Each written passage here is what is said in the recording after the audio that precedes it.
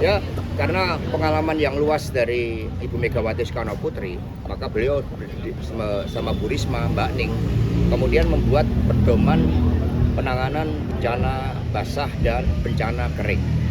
Nah, bencana basah ini yang seperti terjadi di Aceh, Sumatera Barat, dan juga Sumatera Utara. Nah, di dalam pengalaman Ibu Mega, yang sering kali dilupakan adalah kebutuhan khusus bagi kaum perempuan, juga baik bagi anak-anak.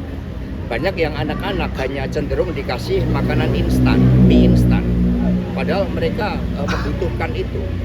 Bahkan kemudian Ibu Mega juga sampai merancang suatu rumah darurat itu untuk pendidikan anak-anak yang terhambat akibat bencana ini. Maka Mbak Esti, pimpinan Komisi 10 yang ditugaskan agar proses pendidikan itu bisa berjalan dengan baik di dalam rumah-rumah darurat, agar mereka juga sekaligus dipersiapkan untuk proses healingnya.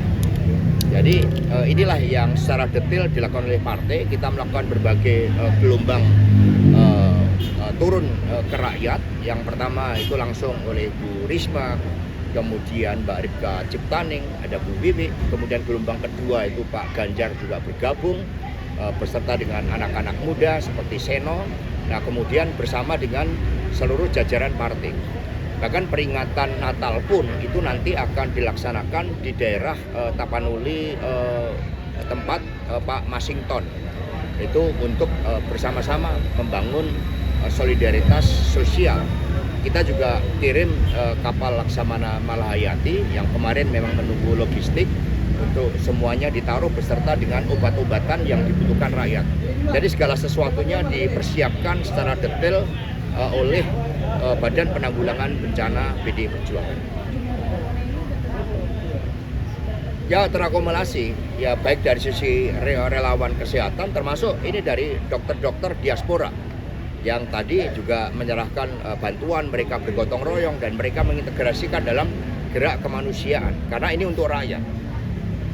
Hasto, ini kan sudah sebulan bencananya berlangsung gitu ya. Kalau dari PDIP sendiri melihatnya masih perlu ditetapkan bencana nasional atau seperti apa? Ya, kami menerima masukan-masukan tentang pentingnya status bencana nasional ini.